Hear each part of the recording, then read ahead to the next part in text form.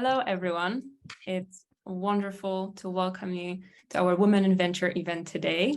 I'm accompanied by three absolutely wonderful investors, but before we start, I just wanted to say a couple of words. Why are we running this event?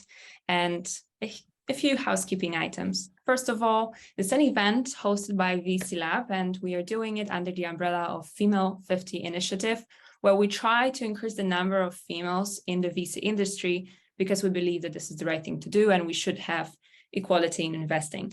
And we have many questions to our panelists, and we asked the community for certain topics, and we chose one. We'll dive shortly into it. But before that happens, I also need to say a disclaimer. The content presented today is not directed to any investors or potential investors and does not constitute an offer to sell or a solicitation of any offer to buy any securities. So I think now we can start. And my name is Sonia Purek, and I'm a community manager in VC Lab. And I'll very happily pass over to our speakers for an introduction. Nancy, if we can start with you.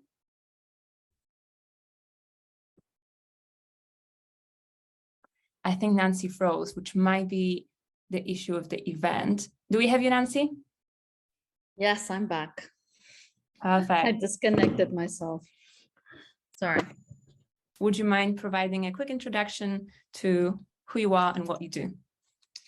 Hi, my name is Nancy. I have a VC firm here in Portugal, Lisbon, and I've been investing for the last 6 years as a business angel, and then obviously I went to VC Lab, and now I'm becoming a professional investor. So it's very exciting to be here today and share everything that I've been doing and be part of these wonderful women and get more women on board. So I'm always present for that. Fantastic. Ariane? Hi, everyone. It's great to be here. My name is Ariane Tom. I'm managing partner at Kaleida Capital. It's a VC firm based in San Diego, investing in breakthrough life science technologies that improve patient outcomes in neurology. I have a deep history in this space, coming from Stanford, where I developed a number of different kinds of bioelectronic neural interfaces. I've been really excited to see the field of neuroengineering grow and mature over the last few years, and excited to bring that science forward. And as a female leader in STEM and now in venture capital, it's really exciting to be here and share my experiences with you all. Thank you, Ariane. And Nieni, if you can just take over as the last introduction, but not least.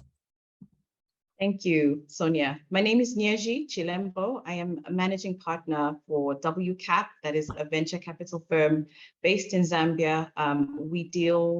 We back women-led businesses in Africa. My background is in economics and investments. I've worked for the last 20 years, mostly in different spaces, including sovereign debt management, corporate finance, venture capital, and some institutional management, institutional banking, sorry. Venture capital has always been something dear to my heart, so I've always kept myself aligned with it. And I was fortunate enough to have my very first job in the VC space. So yeah, it's something that I've always wanted to do. Fantastic. Thank you very much. And I think we can dive in straight into the topic of this event. And after we asked the community what they would love to learn more about, what they would like to hear about, the most voted topic was investing in diverse founders. And I would like to just start with something quite obvious, but I think that needs to be still said. It's what are the benefits of investing in diverse founders from your experience? And Ariane, if you have anything to say first. Yeah, so I think that diverse founders, they have a unique resilience, tenacity, and creativity that they've built over the years. I find that they make very bold entrepreneurs due to having to innovate through the entire cycle of their careers, and they can spot opportunities that others might not be able to see. One example is an investment that I drove at my prior venture capital fund in a company called Interven Biosciences, which actually has a CEO that is in the AAPI community. And you can actually see all of the different kinds of things he's implemented to drive his teams forward that have been really incredible in a very short amount of time. He also champions diversity within his company, and I saw him scale the company from 20 people to over 100 within a year, and each of the hires he's had has been incredibly talented and,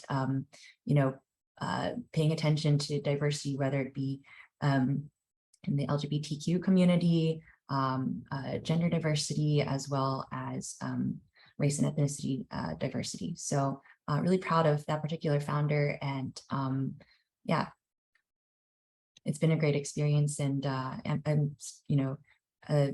making sure to look for that sort of thing as we move forward in building out our investment portfolio. Definitely. Nancy, do you have anything to follow up? Yeah, what I find diversity brings us what usually we don't want to do, which is follow the cookie cutter kind of recipe, right? So it's almost like to be successful, if you follow the list, or if you go to the right schools, or if you have the right whatever, you're obviously going to be successful. Luckily, right now, that's not the case anymore. So we can be ourselves. Us as women, we are also in that group that we're cutting. We're not using the same recipe as before. So we are also different. And because we think different, and the way things are different, the results are different. Okay. And it's more than proven that where there's diversity, the results are better. There's more success and everything, especially in the business that we're in.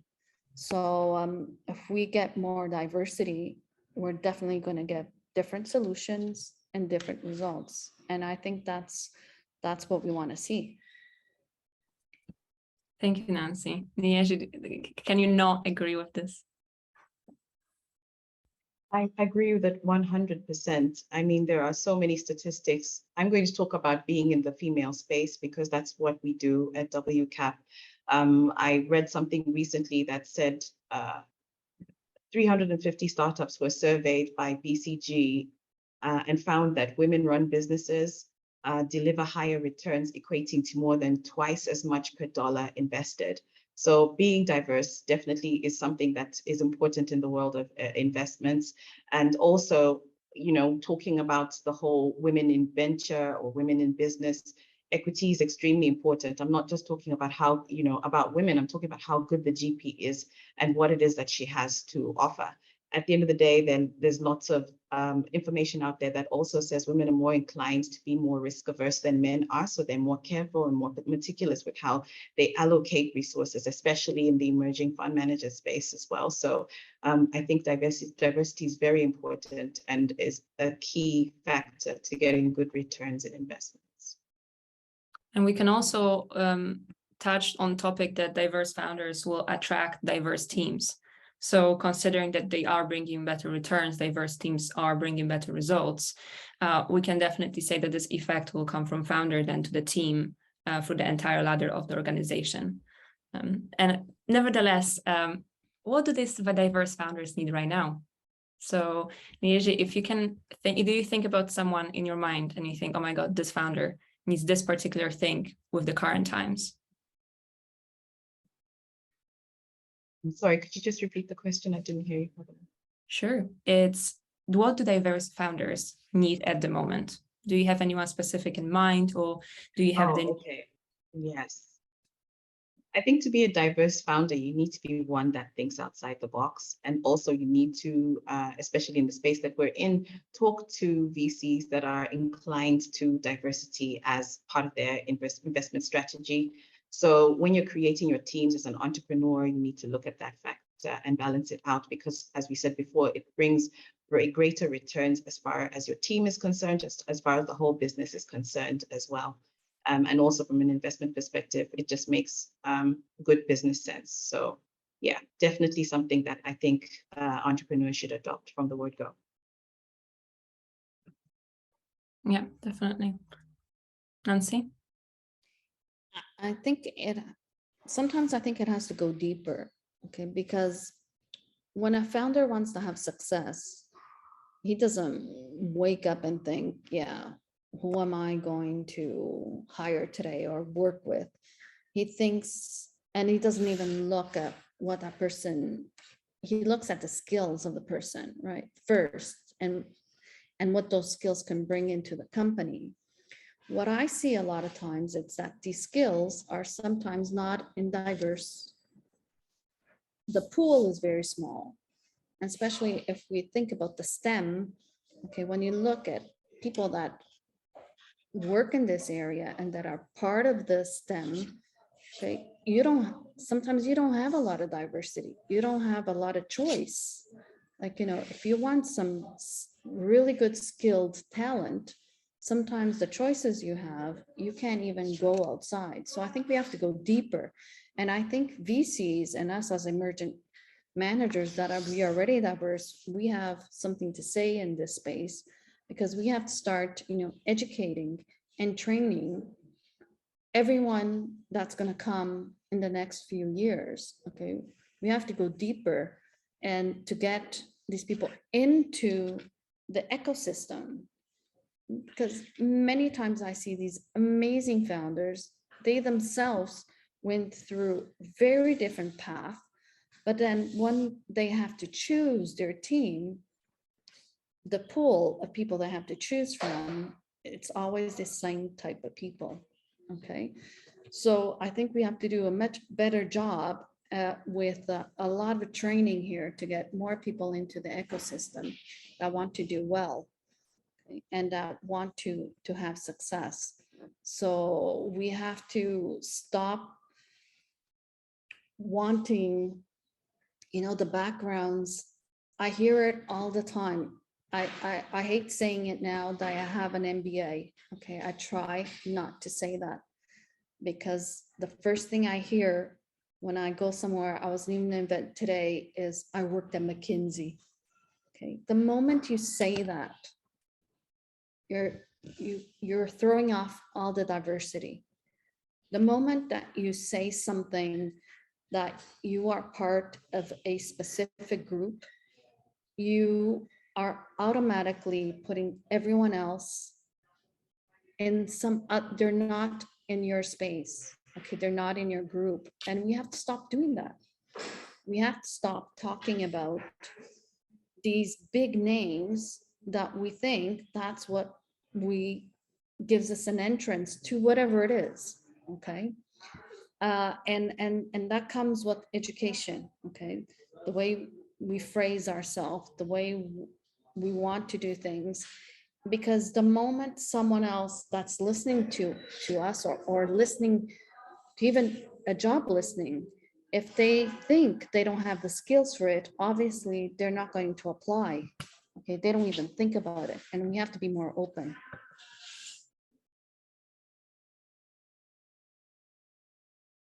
Ariane, is it something that you observe as well? Do you think that we need to help a bit in finding the talent? Yeah, I think I'd agree with both of the other panelists. Certainly, I think that there are a number of different things that diverse founders need. And I think that ensuring that we're able to instigate and facilitate a dialogue without necessarily needing, instilling those kinds of thoughts is super important. I would say that to add to that, so I'm an emerging, we're all emerging fund managers here, and we are diverse founders in ourselves. So picking up on what Nancy was saying, I would say some additional things that folks need are recognition, and some of that has to do with learning how to market themselves, identify what, how they uniquely bring and create value, despite being in a world where these kinds of big names exist. Ultimately, those things will endure. Those large companies will endure. Those name brands will endure. And unfortunately, the way the world works is it relies on those things as markers of credibility. But I do think that intelligent ways to leverage, your own skill set, creating your own unique brand. I think that's something that I've thought a lot about and am continuing to think about. Another thing that diverse founders need, I would say, would be, improved access to resources, higher quality networks. And these are things that, as an emerging fund manager, connecting with a number of people who I've never met before, and meeting a lot of people for the very first time. I think that that's also something that many founders just in general of various companies of all types experience when they're going out and preparing for launch. So I think that, being able to be elevated by others, getting those warm referrals in the network, constantly moving towards, higher and higher quality leads, and then being able to present oneself, whether that be through coaching or other types of just education that one might not naturally come across. I think that those things should be more accessible. 100%. However, I would like to shift this conversation now. We talked a lot about what diverse founders need and what is the value out of what you do. If we can focus more on your investor perspective, what role do diverse founders play in your playground? So you all invest in different areas and you all embarked on a journey that will be 10 plus years long. So you're kind of stuck in the focus that you chose. So with this lenses on of the VC lenses, female investor lenses, what role in the future do you see these diverse founders play in your focus area? And I think, Nancy, we can start with you and e-commerce. Yeah, it's sometimes it's hard for me to have a clear vision, because at this point in time, I'm very focused in being successful, and my LPs, I did not give any strategy on how I was going to be diverse. Okay. And then again, I go back to the pool of startups I get access to, okay, my deal flow and how I choose that deal flow. And this is where I feel that I have to educate two sides of the ecosystem where I touch. One is the LPs, because it's them that I have the product to, and the other one is the startups. Okay, and that one I have a more active voice. But I am starting with the LPs because once they understand what diversity is, and why is it beneficial for them, and it is, I totally agree with what was said here today already. Like, we already know that diversity brings better returns, so why are we not doing diverse? Okay, then I have to go and work with the startups. So our deal flow sometimes, by the time of the 2,000 startups we look at, and then at the 8 that we choose to invest, many times it's very hard for diverse teams to be in the top 10. Okay. And it's not because they cannot be, it's that they are not using the same tools as the winners are. Okay. And I'm very aware of it. And I'm a VC that I'm aware of that. Okay. The type of networks they have access, the type of clients they have access, the type of knowledge, research, everything. And that builds up, right? So when you are looking at a big pool and then you have to choose and you go down, down, and down, obviously, as a VC, you're going to choose the best. And if we don't put diversity as part of the list, we're never going to the top 10. We won't get a diverse team. Okay, we're going to get the same cookie cutter recipe that I was talking about before. Okay, we're always going to look at the same type of values and the same type of successes that happened in the past. We're going to look at it at the same. So I still have a lot of work, even myself, inside of my VC. We're already 50-50, by the way. Female and male, we're 50-50. Nationality wise, we're all actually, yeah, we're 50-50 too. So different, okay, but we're not very diverse in thinking. And this is the point, because we talk about our skin color, we talk about gender, we talk about so many things, but what really matters in our job is culturally, how are we thinking, okay? And that goes deeper. That's why I believe we need training in this, okay? Ourselves, we need training, and our two main clients, which are our LPs and our startups, also need training on this. So you would say that diverse founders at this stage are kind of the mean for us to pick them as best players and set a precedence for later to keep Yes. investing in these top stars. And we need to obviously start from ourselves, but the role that diverse founders play right now is crucial into how we're going to win and how the return is going to go back to us investing in diverse founders in the future. Yes, definitely. Mhm. Okay, that's a super interesting topic, I think, and how we project this. And Ariane, you are working in STEM very much. Is this something that you observe as well? Yeah, certainly. Yeah, so I'm in a slightly different space than Nancy invests in. I invest in the life sciences and specifically in neuroengineering. And this is really an interdisciplinary field where a lot of traditionally male-dominated areas in engineering intersect with biology.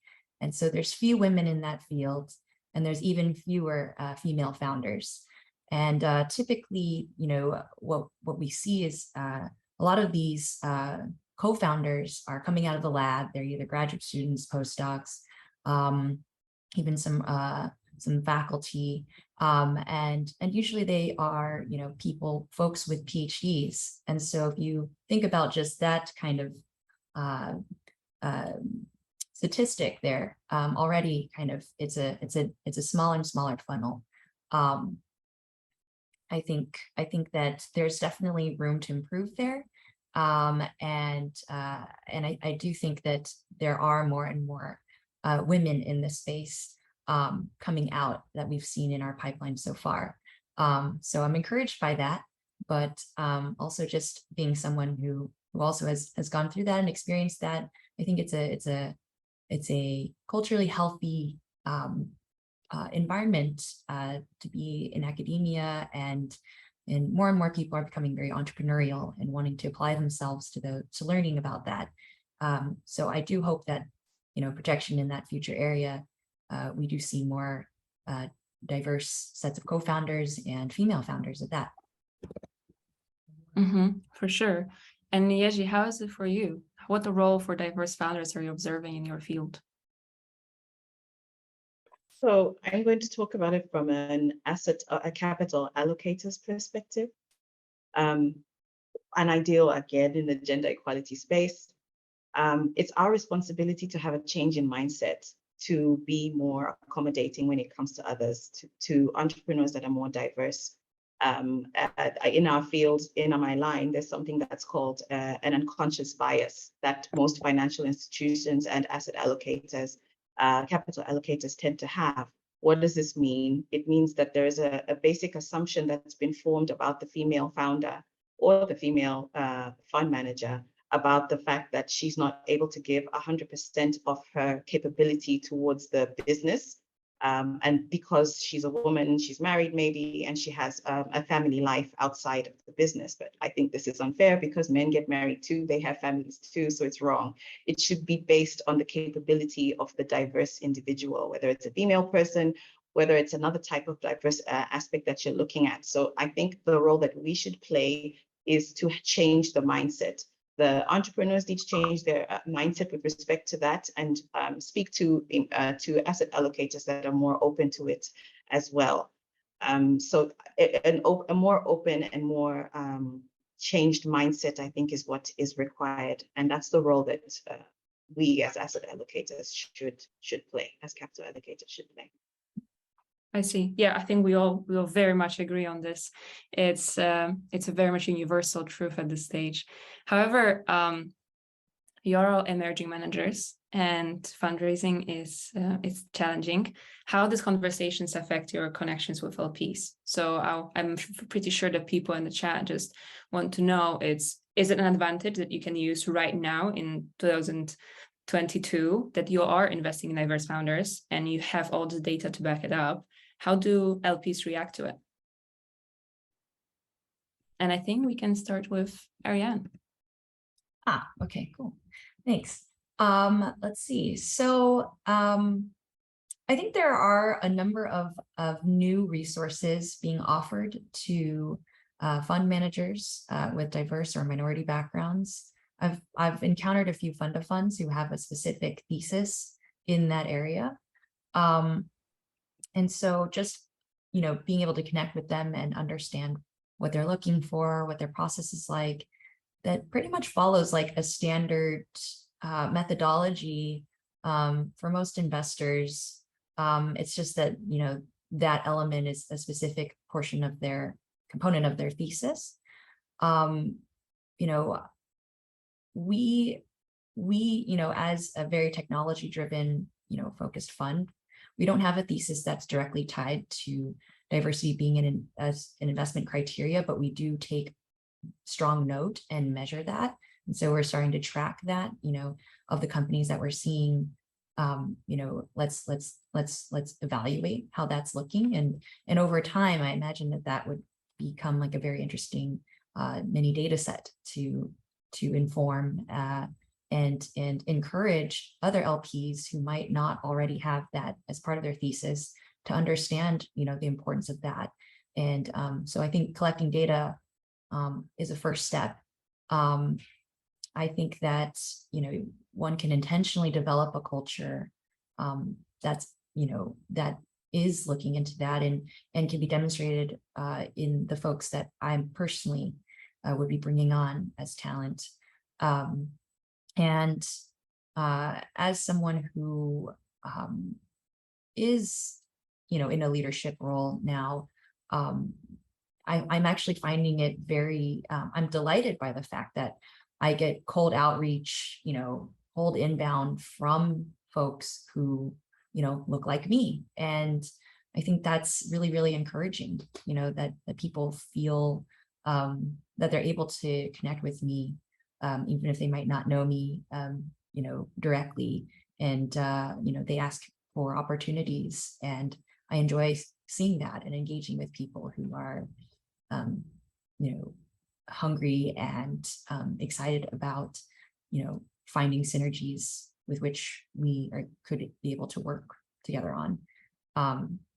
So yeah, to that end, I think that kind of experience set is something that should LPs, ask me about that and how that experience has been. I think that's something that is becoming more and more common amongst folks who are GPs who are diverse. Yes, can I ask you for your experience? You're very much women focused, so. Yeah, so whoever it is that we've been interacting with has been very keen, open, and even a little bit excited about the fact that this is something that we've chosen to do, particularly here where I'm from in Africa.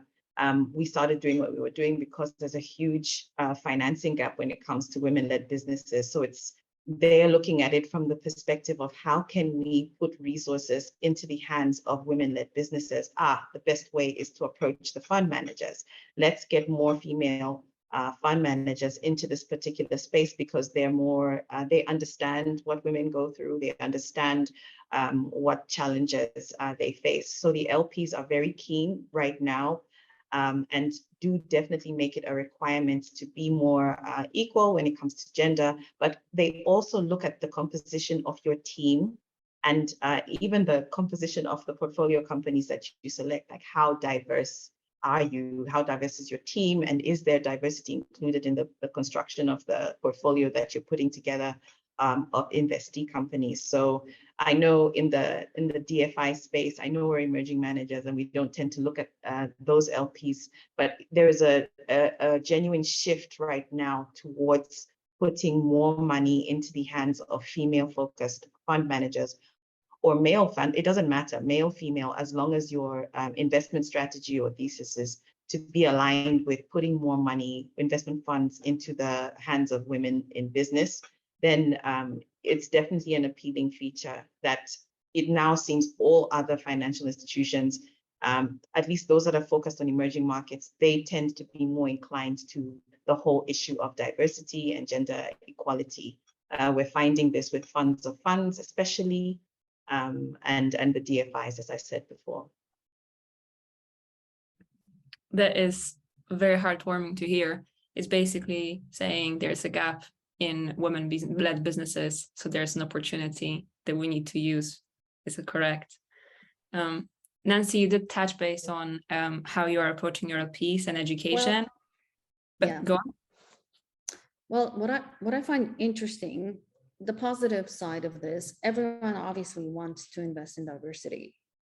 The numbers are starting to show, everything is starting to show, but where I get really excited, I'm really excited to get women LPs. Okay, all the time I get a woman LP in front of me, I swear, I work extra hard. I really want her. Okay, and I put so much effort in myself to really get her to invest. Okay, much more than I put in if I have a male. I'm sorry if I do that, but it's just that I feel that sometimes when I listen to female LPs, they never sell themselves as well as if they were a male. And then it gets to a point, but I said, but you have so much success. And she will say, yeah, but it wasn't me who chose that success. It was a friend of mine that told me to invest in something and I got rich. Like I have already gotten those answers, right? But even though that person that will answer like that, if she's a woman, I'll make sure that she knows the impact of where her money, okay, what impact that her money can have and other women and herself. She should be very happy with herself, with the success she had, even if it was someone else who chose for her, okay, because she did put her money into it.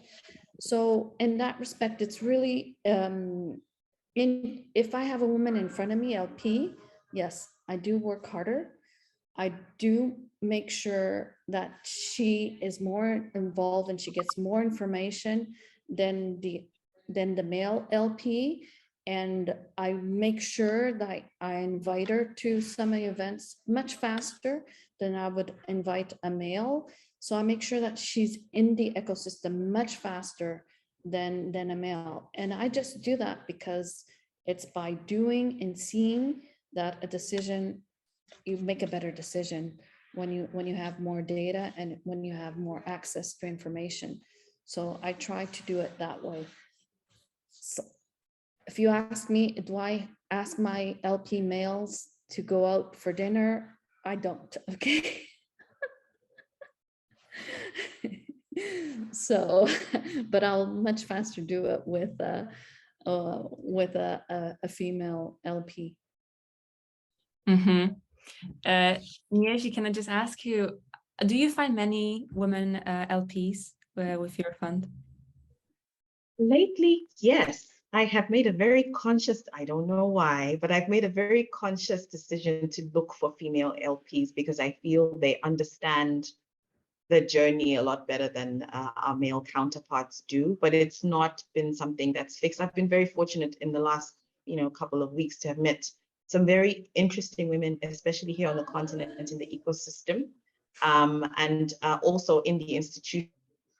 There's a drive to get in the financial institutions I was talking about. There's a drive to get more women in leadership and more women in key decision-making positions. So most of the chief investment officers in the LP institutions institutions that we've been meeting have been women. And as I said, even in the ecosystem now here in Africa, I stumbled across something called the Women in African Investments, and it's a tight-knit group of women. It's angel investors and venture capital investors. And we all now have this conversation and have a personal relationship. It just makes the process a lot easier. Because, you know, the other day we were attending a meeting, and there was a lady that had a baby on her lap. A man won't understand that, but a woman does, especially if she has a family of her own. And if you're, especially, you know, we created our company during COVID, so we had a lot of that, you know, being at home and seeing prospective entrepreneurs, the investee companies we wanted to deal in. We see them in these settings. They're women, they understand. So yes, very exciting to be in front of LPs. And yes, I have come across quite a few.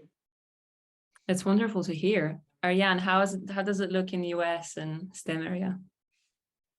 Yeah, I think it's super important to be able to connect with LPs who resonate with your story and who can really just naturally understand a bit about your own path, even without you necessarily having to speak that out.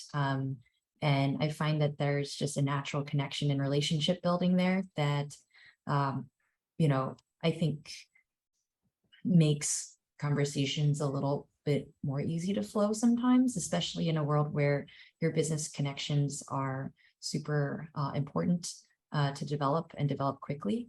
But yeah, I would love to find more female LPs. So I think that that's a really good tip that I should, you know, try to look for in a more systematic way. But it's, you know, it's like, you know, LP targeting can be, you know, a learning experience and constantly changes, and being able to just find an audience that really gets you, I think is important for all founders.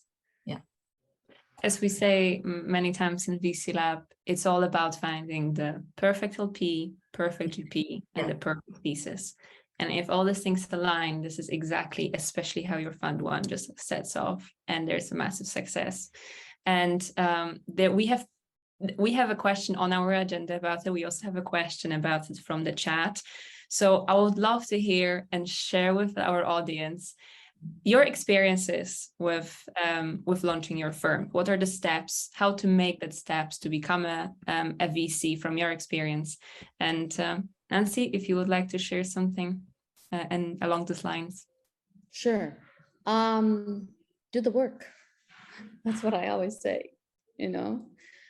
Be willing to, don't be lazy and just actually do everything, you know. That's one of the things I'm most thankful for going through VC Lab is that, and I'm thankful even with myself because I actually did everything. I did the work. Okay. And that gave me so much motivation and made me feel so comfortable and being in a financial world, which I didn't understand properly before. Okay. And because I didn't come from that world, I'm an entrepreneur at heart. And I understand more about technology than finance, but right at this point in time in my life, I feel comfortable with both, and that's what I wanted. And doing the work, having the will to go through every single step, understanding everything, and building the right team, which also helps a lot. Not being alone. I think it's very important. Mm-hmm. And Ariane, how did this journey look for you? Any advice for future emerging GPs? Yeah, I definitely agree with Nancy. You know, be passionate, learn stuff, apply yourself. I think that it's really important to, you know, even I think venture capital, generally speaking, is, most people would say it's difficult to break into. And I remember coming, you know, into the space. I actually established my firm, Kaleida Capital, as my own consulting firm. Way back in the day, I was in the San Francisco Bay Area, and I said, I know I could have a unique insight. I could bring value to this space. I didn't have a typical life science investor background that most VCs at the time were looking for. They were interested in digital health and therapeutics, and didn't really know how to leverage my background in material science, neuroscience, some of those more bleeding edge topics. But I started to just develop my own thesis based on some of my unique insights in the field, having been at the bench myself, and started talking to founders, started just attending events in the area, but introducing myself as someone who, has some experience. I actually previously worked in patent law, and so was helping folks out with some of their IP strategy, pitch decks, and things like that just for free. And then I also just contacted a lot of the smaller venture funds who maybe didn't have enough in their management fees to bring on someone full-time, but still needed that strong technical diligence ability on their teams, so I started to consult for them and essentially taught myself through that process how to be a VC. Read a lot of books on term sheets and things like that, and started talking to companies. And you don't need an official position at a fund to start learning how to do the work of someone that can bring value to a company. And if you can see yourself, bringing forward something that you're very passionate about, that you know a lot about, that you can see opportunities in ways that others might not be able to, you should use that. And so I think that's the origin story of Kaleida Capital. And now at the stage where, I believe I can find the alpha and a lot of interesting investment opportunities, continuing on the work that I started in graduate school. And it's kind of come full circle for me and has been very rewarding.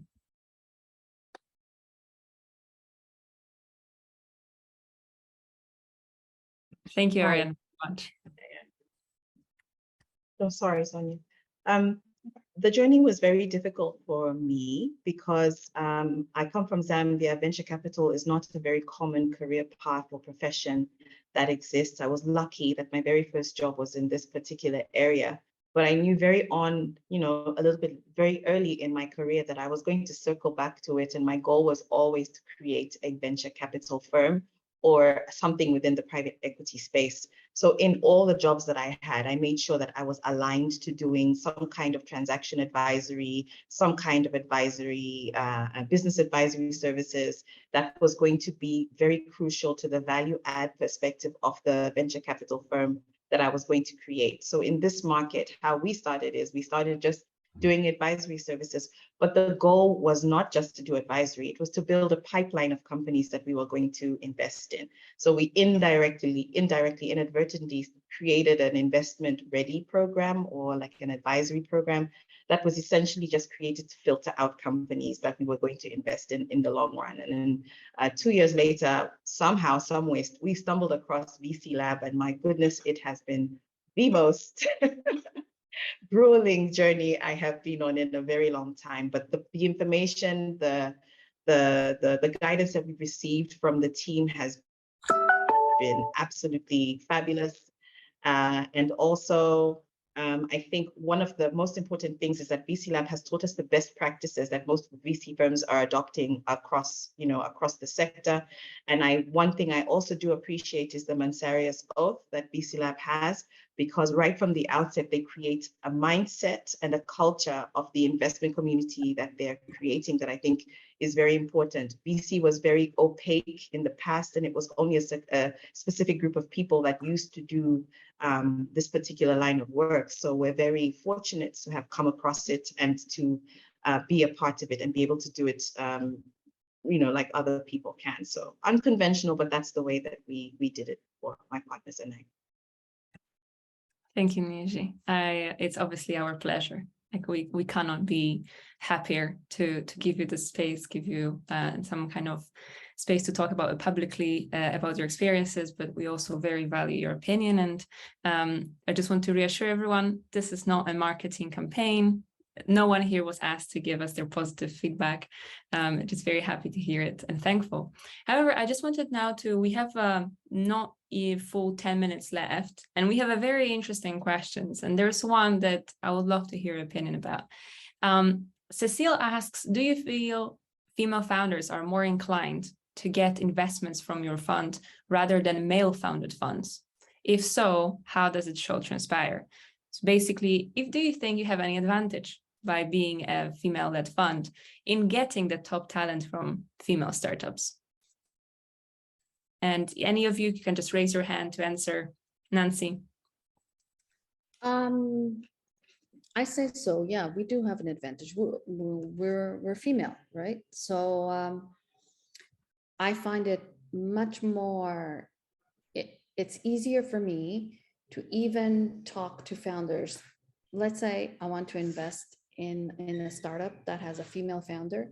It's much easier for me to talk to a female founder that's already a unicorn, okay, to motivate the younger one, okay, that hasn't gone through the just that connection. Just because the three of us we're female, we're all winning. Okay. And this is what I love about this. It's that there's so many facts that we're not good at networking. And I don't think it's true. I think we're amazing at networking. We just don't do it enough. But because just getting these connections with having, role models that already had success, and having other founders looking at these role models, which are female, okay, they can see that they have a road. Luckily enough, I live in a country where almost everything is 50-50. I don't know why, but even in our unicorns, we only have 7 unicorns here in Portugal, but 3 of them, they're female founders. Okay, how can that happen? It happens. Okay, even in the VC world in Portugal, like there's so many GPs that are female. In the STEM, more than 50% are female. So I live in a very, very nice country, okay, and very forgiving country, which I'm very happy to be in. But we do live in a global economy, and being in a global economy, it's different. In our day-to-day, it's much, I feel that us females, we have a lot to win from each other. Okay? And if we use our superpowers, which is just talking to each other like we're doing today, and this is our superpower, okay? Getting connected. And one of the questions I was seeing in the Q&A was, how do you get female LPs? Well, ask the males. If you ask the males, especially if they're individuals, you can always ask to meet the family if they do have it, and if there's an opportunity to ask that. And if you do, you will meet the female LP, and probably she's the one who's making the decision. Believe me, many of the times I see that happen. And so, and the more female LPs you meet, what I'm finding now, the easier it is to find more female LPs. And so it's almost like you don't know how to start, but then the moment you start seeing, okay, who's sitting in the boards of so many startups, and you start looking at the names, you go, oh my God, there's so many females. Can I contact them? Can I talk to them? And you start seeing, yes, you can. Okay, it's so easy to get a hold of them. And then as you go on and on, this network starts growing. And that's what I find very reassuring, and that's why I find so motivated when I come and talk to women. It's If I extremely may interesting. jump in, sorry, Sonia, just to 100%. add to what Nancy's saying, I think what she said is very true. To answer that question about how to meet LPs, VC Lab has taught us to use LinkedIn. It is the best resource ever. But on every continent, what I'm finding, or every area, is there is an association or a cluster of women that's actually in investments. So when you go into LinkedIn, you can use that and just filter out, look for your first and second connections within your networks. And you will be able to find LPs in those areas. They normally stem from the angel investor network or the venture capital network that exists wherever you are. Start in your country and then look at your region. That's the best way to do it. That's what I have found. Definitely. That's so insightful. Ariane, do you have anything on the topic of finding female LPs? I'm over here just taking notes, so And same, just keep I would taking love it. to meet more female investors. That is 100% for sure. So yeah, definitely learning a lot as well. Thanks. And there's more questions coming. A couple of them we already covered, so I'm not gonna mention them. But there is one that says, "Well, one in everyone's opinion is needed to demystify VC investing for women." So we already know how to ask for them, how to find them. But in case they have the doubts, is there something like one insight or a statement or a tactic to make it easier for them to make this decision to invest?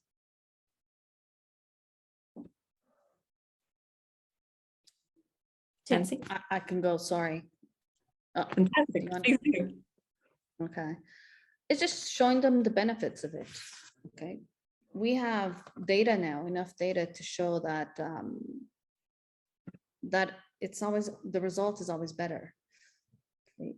And believe it or not, this is why I love being in the VC world. We are disrupting. Okay. We are bringing new innovation, new products, new services into the world. So even though we're all sitting in different countries, all of us were from all over the world, and we're having an impact. We're already creating impact. So we cannot forget that these people that are helping us invest this money, they are creating a big disruption, not only in their small little town where they're from. This is going to the world. So once you understand the big picture, once you understand the impact that you're having, not on your city, not in your country, but yes, in the world, people feel more comfortable. Okay, they feel that they're actually changing and making it better, because at the end of the day, that's what we want. We want the world to be a better place, and we want to do it in a way that it's transparent, that everyone is included, and that is accessible to everyone. So women understand that very well.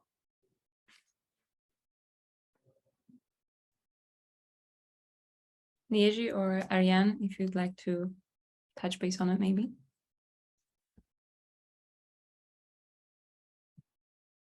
Well, I think Nancy's touched, and she said the most important things, really. I think she's touched it. She's addressed it very adequately. We all, yes, 100%. I think we all agree. And I will also just say that on top of that, there are many resources nowadays and thought leaders. So all these three wonderful investors in this panel are available on LinkedIn. If we want to make sure that we understand investing and more people have access to understanding why these numbers are showing the performance, why there are the returns coming, follow them. There are their links in the chat, and I highly recommend to you that you find other leaders, and it will also be a part of demystifying VC to not only females, but also males, but also diverse investors. And we are at the top of the hour. We did start a bit later, so I just want to ask for any final words before I invite everyone to optional networking afterwards.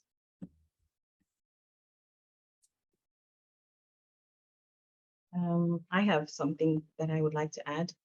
To entrepreneurs and to emerging fund managers, it's very important to make yourself different from whatever else is out there in the market. VC likes that.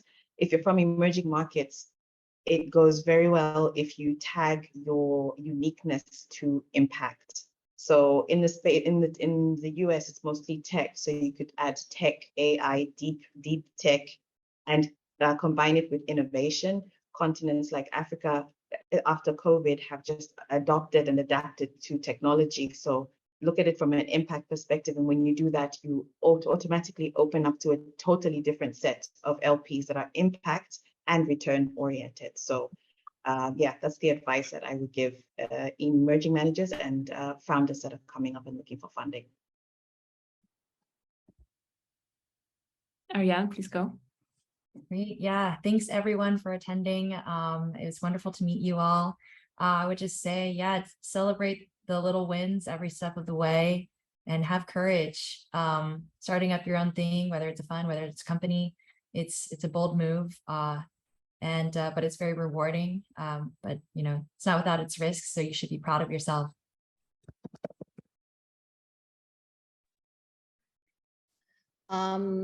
I'm just gonna say, don't be afraid to risk it, okay, and be different, and just go for it, but do the work. 100%. And if I can just add, thank you very much to the panelists, because these ladies are impactful and they do change the world. And also I want to say thank you for everyone who is attending. So we can now join the virtual optional networking that I'm sharing.